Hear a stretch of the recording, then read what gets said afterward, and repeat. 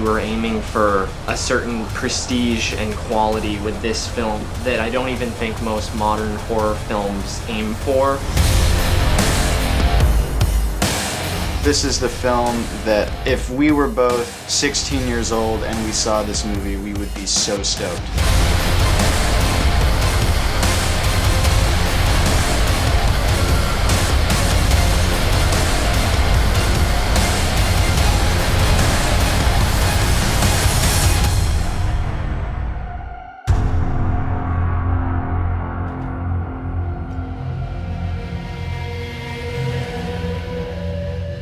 Stu and I have known each other for a long time, and we just started bouncing ideas back and forth, and ultimately we landed on just kind of this notion that there's not a lot of cool alien movies out there. You see a lot more like zombie films, ghost films. There hadn't been really a cool alien film that Stu and I were stoked on that had been made within like a decade basically, so we started just kind of spitballing ideas.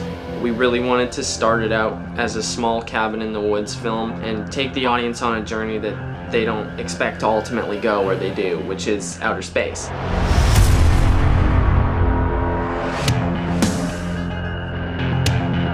We're able to really see a lot of talented people for all the roles. I mean, Brittany Allen, Freddie Stroma, Melanie Papalia, Jesse Moss, Anya.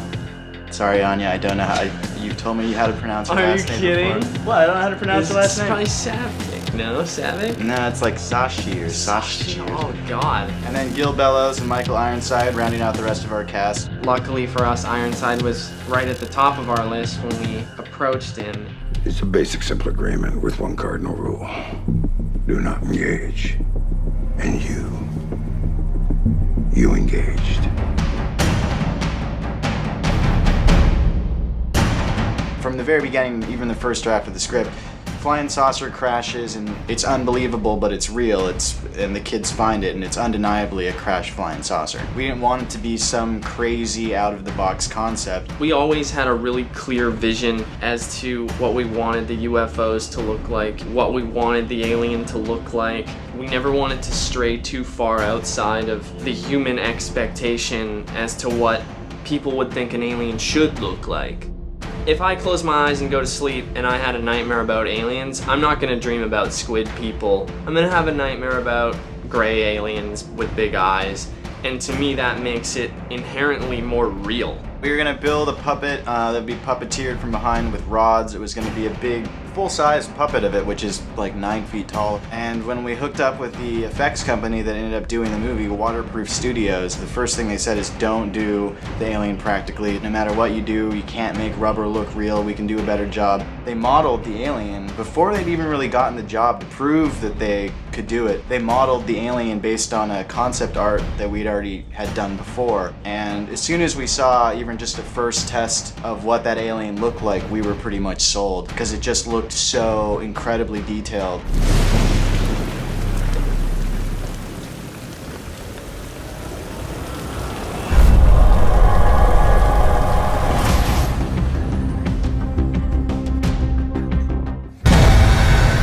There's a few days were really tricky. Time, it was always a race. Oftentimes Stu and I would be like, can we combine this scene and this scene and make our day? One of the most stressful days of shooting for me was the light show in the house. We shot the first 8 days of shooting, we're all in the cabin, and one of the days was a very tricky day. It's in the scene when essentially a mothership is over top of the house and there's a crazy amount of lighting going on through the windows. And we had like, I think, maybe 6 hours to do it all. You gotta go to the basement! Great. Nice. You got that, right, Stu? Action.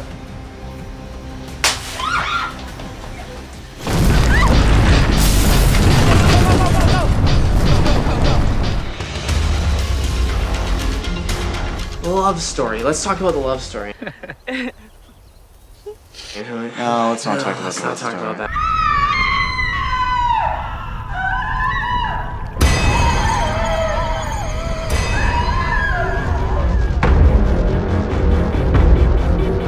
The scene on the spaceship, we were insane to try and achieve it, to pull it off, and we were gung-ho on having huge scope and an epic reveal of what this mothership would be, and And Waterproof did a great job working within our budget to save our ass and make it look like we had 10 times the money we did.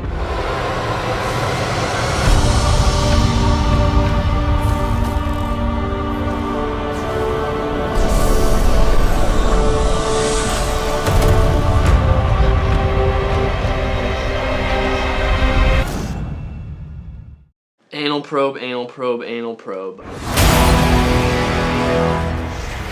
Stu, you dreamt up the anal probe, did you not? I believe that I did, Colin. You were like, we gotta do an anal probe scene. I think I thought at first that was absolutely stupid and we should not do that. Yeah, it's just become such a joke in pop culture, the anal probe, ha ha ha ha. If you really think about experiencing that, it's not really funny. The whole probe, it's all computer generated. When the probe is going, these things go ching and open, and that's just like such a great touch. The ending shot was honestly such an ambitious shot, out of our budget, out of our timeline. We took 3/4 of a day to shoot it, and I'm really glad we did because I think it is a really memorable thing and a fun thing to end the film on. We blended Steadicam to Techno Crane to Dolly. It took probably 6 months of post to finish the shot. It was sort of timed along with Spirit in the Sky, and we didn't even know if we were gonna get that song, and I think I just got super headstrong and said, I don't care, no matter what happens, we'll get the f***ing song, don't worry about it, we're getting the f***ing song. And somehow fate just shined upon us, and we were somehow able to get the song for a very cheap rate, way cheaper Generous. than I think, Very generous. So thank you, Elton John, if you're out there. I don't know if you had anything to do with that. I'm gonna like to think that you did.